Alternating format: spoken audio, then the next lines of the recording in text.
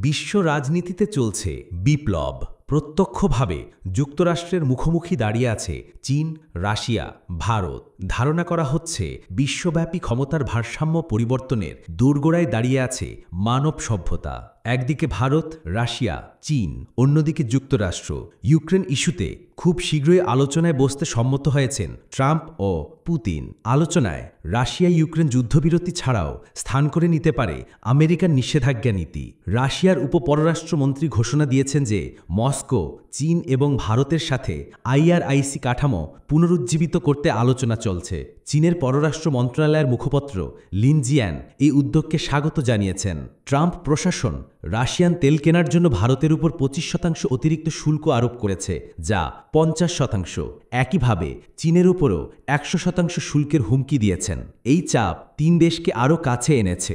বিশেষজ্ঞরা মনে করেন ট্রাম্পের আক্রমণাত্মক নীতি অনিচ্ছায় ঐতিহাসিক প্রতিদ্বন্দ্বীদের একত্রিত করেছে।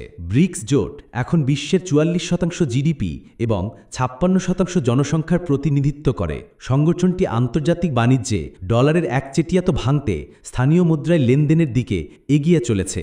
রাশিয়া চীন দ্বিপাক্ষীয় বাণিজ্যের 1/3 এখন ইউয়ানে হচ্ছে। ভারত রাশিয়ার তেল বাণিজ্য রুপি ও রুবলে। ব্রিক্স পে নামের একটি ব্লকচেন ভিত্তিক পেমেন্ট সিস্টেম তৈরির কাজ চলছে। ব্রাজিলের প্রেসিডেন্ট লুলা দা সিলভা বলেছেন, বিশ্বকে এমন একটি উপায় খুঁজে বের করতে হবে যাতে আমাদের বাণিজ্যিক সম্পর্ক ডলারের মাধ্যমে না যায়। বিশেষজ্ঞরা মনে করেন আমেরিকার বৈশ্বিক আধিপত্যের ভিত্তি দুর্বল হচ্ছে।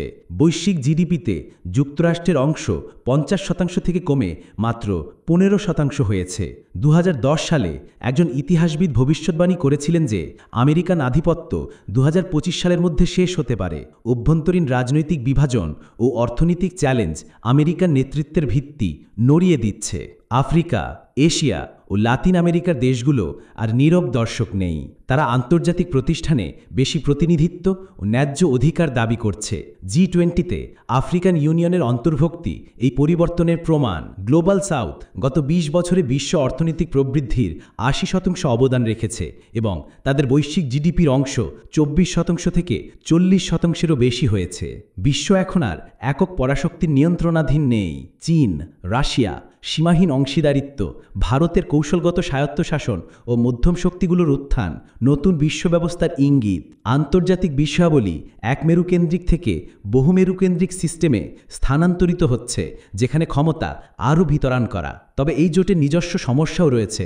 চীন, ভারত, সীমান্ত বিরোধ, রাশিয়া, ইউক্রেন যুদ্ধ এবং অভ্যন্তরীণ রাজনৈতিক চ্যালেঞ্জ। কিন্তু আমেরিকার একতরফা চাপ তাদের ঐক্যবদ্ধ করছে। RIC এর সাফল্য মূলত ভারত চীন সম্পর্কের উন্নতির উপর নির্ভরশীল। যদিও কোনো আনুষ্ঠানিক জোট বা প্রতিরক্ষা চুক্তি নেই, কিন্তু সাধারণ চাপ তাদের সমন্বয় সাধনে বাধ্য করছে। 2025 সালে বিশ্ব রাজনীতির মোড় ঘুরে যাওয়ার মুহূর্ত। পশ্চিমা আধিপত্যের যুগ শেষ হয়ে নতুন বহুমেরু কেন্দ্রিক বিশ্ব ব্যবস্থার সূচনা হচ্ছে।